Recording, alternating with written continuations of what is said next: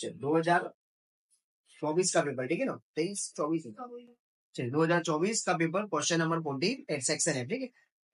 Part 2 लाभान्वित का पत्रक और पक्की तरफ। देखो क्या क्या दिया हुआ, माल सामग्री दी गई, स्थायी संपत्ति, दृश्य दी गई, इक्विटी शेयर का आंसर दिया है, फिर बिक्री दी गई है, अन्य उपज, कर्मचारी लाभ के खर्च, दीर्घकाल उधारी रकम, वित्तीय लागत, व्यापारी देना, व्यापारी देना, रोकड़ शिलक, हिस्सा, बेचे माल की लागत और बिन चालू भी नहीं है, इतनी इन्फॉर्मेशन दी गई। और अतिरिक्त जानकारी भी क्या दिया हुआ, कर वेरे का प्रावधान, इतनी इन्फॉर्मेशन दी गई।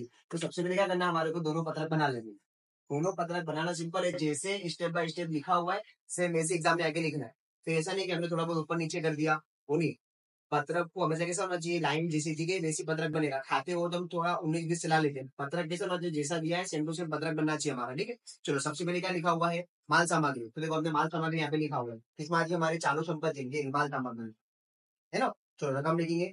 अब कभी कभी कंफ्यूजन होता है कि सर कौन सी रकम काली। चलो एक चीज समझो, देखो जो जितनी रकम उधार में दी गई है ना, उधार वाली रकम वो कहाँ पर आएगी, सारी की सारी संपत्ति में। कहाँ पर आएगी, संपत्ति में। और या तो कहाँ पे जाएगी, इस वाले खर्च वाले कॉलम में आएगी। एकदम शॉर्टकट तरीका, जितनी भी उधार में रकम वो कहाँ पे जाएगी, या तो संपत्ति में आएगी या तो किस में आने वाली है, खर्च वाले में। और जितनी भी जमा वाली रकम वो सारी कहाँ पे जाएगी, इक्विटी और दायित्व में, या तो किस में आएगी, बिक्री और अन्य उपज में। उसके अलावा और कहीं जाती नहीं है। तो इस तरीके से याद रखेंगे, ठीक है। चलो माल सामग्री 55,000 उधार में दी गई, यहाँ पे लिख देंगे 55,000। इन्वेंटरी, ठीक है। उसमें लिखा हुआ स्थायी संपत्ति फिक्स एसेट से कैसी होगी, दृश्य दिखाई देती है, कितने रुपए दिए हुए, 4 लाख। तो दृश्य के सामने लिख देंगे यहाँ पर 4 लाख रुपए। चलिए उसके बाद लिखा हुआ है 2500 के इक्विटी शेयर, प्रत्येक 100 के एक ऐसे, यानी कि 2500 इक्विटी शेयर है और एक का भाव कितना है, 100 रुपए। देखो 2500 गुणाकर 100 कर 2,50,000 रुपए हमारा जवाब आ जाएगा, ठीक है। तो तुम चाहो तो ब्रैकेट में बता सकते हो, 2500 शेयर, एक का भाव कितने रुपए हमारा, 100 रुपए। तो कुल मिला के कितने हो गए, 2,50,000। हो गया खत्म। आगे बढ़ते, फिर लिखा हुआ बिक्री, सेल्स करा हुआ है, तो यहाँ पर आ जाएगी सेल्स, कितनी देगी बिक्री हमारे को, 3,75,000।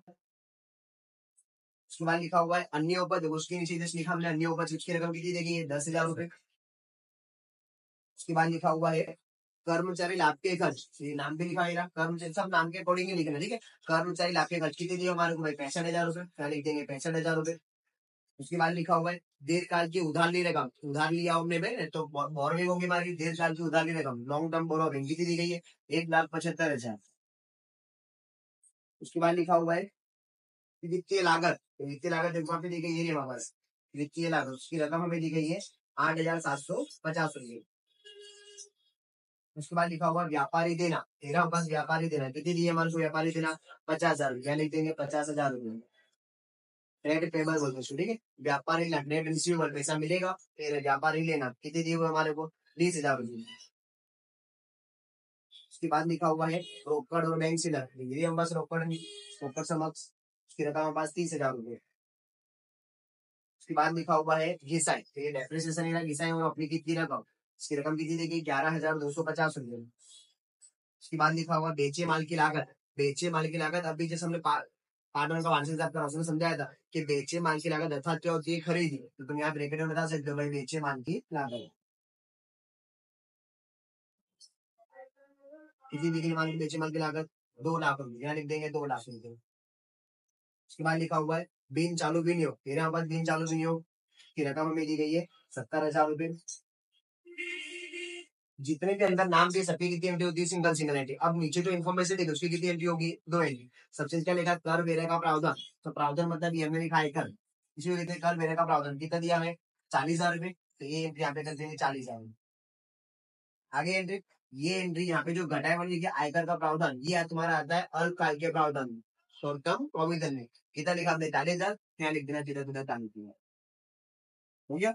अभी रकम कितनी होगी, यहाँ पर घटानी है, माइनस इसमें रकम आएगी है, माइनस करके फिर नीचे आना, यहाँ पे लिखा है इसलिए घटाए, माइनस करना पड़ेगा, नहीं कंप्लीट हो गया पूरा, बस कर दो 1 बाय 1 रन अकाउंट क्लोज करना है इसके अंदर। तो चलिए प्लस करेंगे 3,75,000 प्लस 10,000, टोटल आ गया 3,95,000। यहाँ पे बाहर लिखेंगे तो देखो जिस तरीके से फॉर्मेट बनाया वैसी, जिसमें रकम इसमें क्या कर देंगे, कैश कर देंगे। चलो अब इन सबको जोड़ेंगे, तो 2 लाख प्लस 65,000 प्लस 8,750 प्लस 11,250, तो इसका तो लगना है 2,85,000। लिखेंगे 2,85,000। अब इस वाले टोटल में सीधा कर देना है तुम्हें, माइनस कर देना, तो माइनस करेंगे 3,85,000 माइनस 2,85,000, तो घटा के आंसर कितना आ जाएगा, 1 लाख। यहाँ पे लिखेंगे हम 1 लाख। अब इस 1 लाख में से कितना माइनस कर देंगे, 40,000, तो जवाब कितना बचेगा हमारे यहाँ पर, 60,000 आया जवाब। ये अभी जो लास्ट वाला जवाब होता है ना, इसको तुम्हें यहाँ से उड़ाना है और उसको कैरी फॉरवर्ड रहने के यहाँ पे लिखनी है अनामत और आदित्य में, वहाँ पे जाते हैं लाभानी पत्रक में हमारा क्या निकला, लाभ आया, ऐसे बचे ना, तो लाभ हो गया, तो लाभ की रकम किसको जोड़ेंगे, अनामत और आदित्य में। कितना लाभ निकला भाई हमारे पास, 60,000। जितना भी यहाँ पे प्रॉफिट होगा इसमें ऐड कर देंगे रिजर्व एंड सरप्लस के अंदर, तो जोड़ देंगे ऊपर की रकम 2,50,000 प्लस 60,000 रुपए, 2,50,000 प्लस 60,000, उसका जोड़ने पर आया 3,10,000। इसमें तो कोई रकम नहीं, कोई आएगी 175,000 बाहर, पहले में कोई रकम नहीं, फिर जोड़ेंगे 50 और 40, 90,000। चलो फुल करेंगे, 3,10,000 प्लस 1,75,000 और प्लस 90,000, टोटल आया 5,75,000 रुपए। ये तो आ गया एक साइड का, ठीक है ना, इक्विटी एंड दायित्व का। अब चेक करते हैं एसेट्स का, तो एसेट्स का टोटल पहले मान लिया थे, इसमें कोई रकम, इसमें कोई रकम, इसमें कोई रकम, चलो जोड़ देंगे 4,70,000 आ जाएगा। चलिए इधर देखेंगे, इसमें कोई रकम नहीं है, इसमें कोई रकम, इसमें कोई रकम नहीं, जोड़ेंगे 55,000 प्लस 20,000 प्लस 30,000, जोड़ने पर आया 1,05,000, तो 4 और 1 5,00,000, 70 और 5 75, तो 5,75,000 हो गई 11 मार्क्स कंप्लीट। यानी कि एग्जाम में इससे आसान कोई क्वेश्चन है ही नहीं, सीधा जाना है पत्रक बना लेने। अब दोनों पत्रक कब बनाने, क्वेश्चन पढ़ते ये ध्यान से पढ़ना है कि अंदर खरीदी यानी कि परचेस और सेल्स दी गई है, तो दोनों खाते कंपल्सरी बनाने पड़ेंगे तुम्हारे को, और ना समझ पड़े तो भी दोनों खाते जाके बना दो एग्जाम में, बना दे फिर रिकॉर्डिंग चेक करना है, उधार वाली जितनी रकम होगी ना वो कहाँ पर आएगी, यहाँ पर लिखनी है या तो इस वाले में लिखनी है। अब सवाल पढ़ के तुम्हें इतना तो पता चलेगा ना कि हमारी संपत्ति एसेट्स है कि नहीं है, तो वो जो एसेट्स है वो यहाँ पे लिख देनी, लग रहा है कि वो खर्च वाला एक्सप्रेस वाले क्वेश्चन है तो कहाँ पे लिख देने, यहाँ पे लिख देने, और जितनी जमा वाली रकम है वो कहाँ पे लिखेंगे, इस वाले कॉलम में आएगी, इक्विटी एंड लायबिलिटीज में। इक्विटी और दायित्व के अंदर सिर्फ दो नाम यहाँ पर आएंगे, कौन से वाले, तो सेल्स एंड अदर इनकम यानी कि बिक्री और अन्य ऊपर, वही सिर्फ यहाँ पर आएगी, अदरवाइज सारी एंट्री कहाँ पे जाने वाली है, इक्विटी और दायित्व में। आया समझे, कंप्लीट।